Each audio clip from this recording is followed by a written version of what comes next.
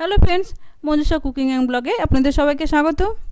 আমার আজকের রেসিপি মেথি পরোটা। এখন মেথি শাকের সিজনের সবজি সিজনে খাওয়া খুব ভালো। আর মেথি শাক অ্যান্টি অক্সিডেন্টের কাজ করে, তাই এই সময় মেথি শাক খাওয়া খুব ভালো রোগ প্রতিরোধ ক্ষমতা বাড়ানোর জন্য।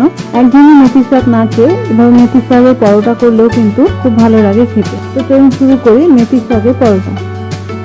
আমি মেথি শাক পরোটা করার জন্য ফ্রেশ এঙাটি মেথি শাক এরকমভাবে ডাঁটা থেকে পাতাগুলো খুলে নিয়েছি। মেথি শাক দেখতে এরকম হয়, গাছটা এরকম থাকে, ডাঁটা কিন্তু নেওয়া হয় না, জাস্ট পাতাগুলো এবং সামনে কুড়িটা এভাবে কেটে নিতে হয়। ফ্রেশ মেথি শাক দিয়ে কিন্তু মেথি শাকের পরোটা খেতে খুব ভালো লাগে। এই মেথি শাকগুলো আমি এরকম ছোটো ছোটো করে কুচিয়ে ধুয়ে নিয়েছি।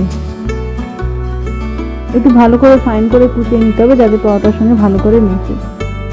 এবার আমি এতে দিয়ে দিলাম অল্প নুন দিয়ে আমি এটা একটু মেখে রাখবো 10-15 মিনিট। নুন দিয়ে যদি এটা মাখা হয় তাহলে কিন্তু মেথি শাকে যে তেতো ভাবটা অনেক সময় থাকে সেটা কিন্তু থাকবে না এবং পরোটা তেতো হবে না খেতে, এবং যে খারাপ জলটা থাকে সেটাও বেরিয়ে যায়। এবার আমি পরোটার ডোটা তৈরি করে নেবো আটা এবং ময়দা দিয়ে। তার জন্য দিয়ে দিলাম 1.5 বাটি ময়দা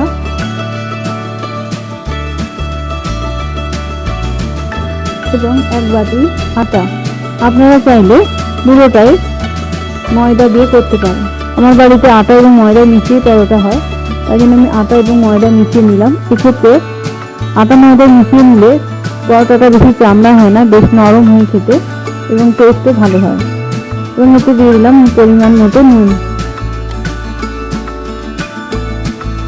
এখানে আমি 1/2 ইঞ্চি মতো আদা খুব ফাইন করে কুচিয়ে নিয়েছি এবং 2টো লঙ্কাও কুচিয়ে নিয়েছি। এটা ময়দার মধ্যে দিয়ে দিলাম।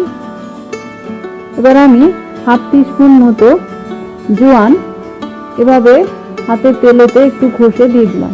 জোয়ান দিলে হজমে সাহায্য করে, গ্যাস হয় না খেতে এবং এটা গন্ধ খুব সুন্দর।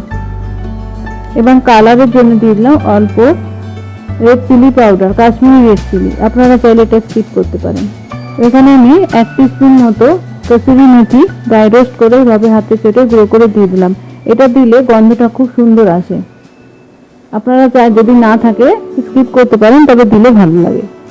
এবার দিয়ে দিলাম 1 টেবিল স্পুন রিফাইন অয়েল ময়মের জন্য। এবার এগুলো একটু ভালো করে আমি মিশিয়ে নেব ময়দার সঙ্গে।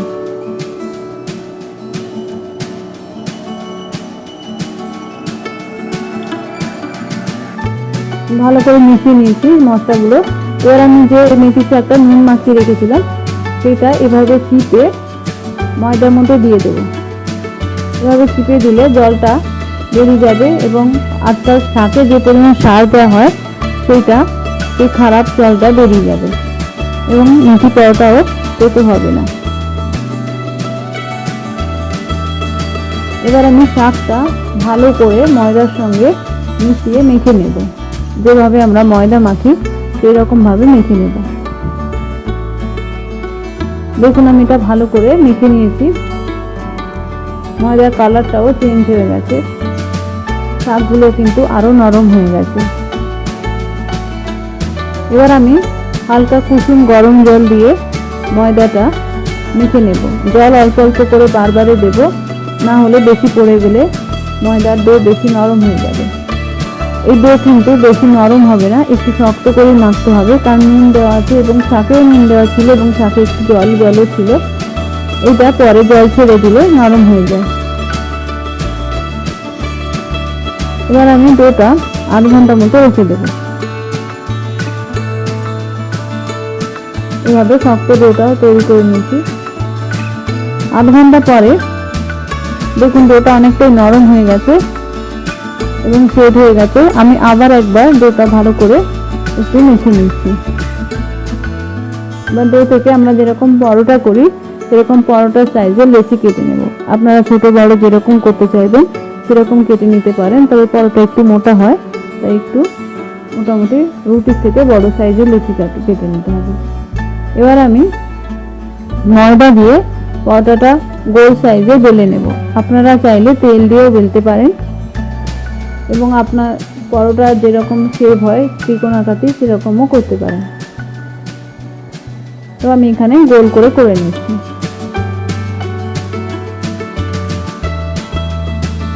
দেখুন আমি গোল করে বেলে নিয়েছি। পরোটাটা একটু মোটা করে বেলতে হবে, বেশি পাতলা করলে কিন্তু পরোটা বেশি শক্ত হয়ে যাবে। এবার আমি একটা ননস্টিক তাওয়া নিয়ে নিয়েছি, তাতে পরোটাটা দিয়ে দিয়েছি এবং পরোটাটা আমি আগে একটু সেঁকে নেব। ডাইরেক্ট তেলে না দিয়ে সেঁকে নিলে কম তেল লাগে পরোটায়। এবং আপনারা চাইলে দু একটা পরোটা সেঁকে নিয়ে আলাদা তুলে রেখে তারপরে একসঙ্গেও ভাজতে পারেন। তবে আমি একটা একটাই ভেজে নেব। পরোটাটা সেঁকা হয়ে গেছে, এবার আমি এরকম অল্প অল্প করে তেল দিয়ে দেবো।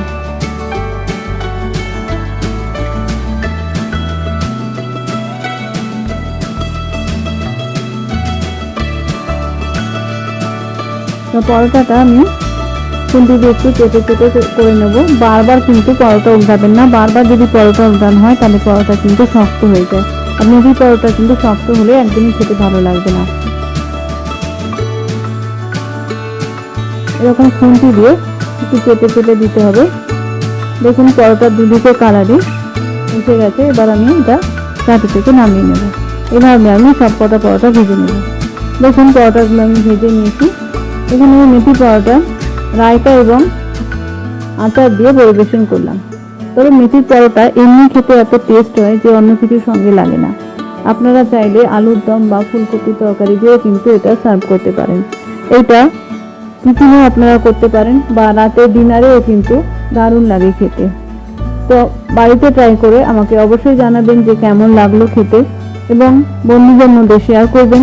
আর আমার চ্যানেলে নতুন বন্ধু হয়ে থাকলে সাবস্ক্রাইব করার অনুরোধ রইল এবং পাশে রাখা বেল আইকনটি প্রেস করে দেবেন যাতে আমার নতুন কোনো ভিডিও আপলোড হলে সঙ্গে সঙ্গে আপনারা নোটিফিকেশন পান।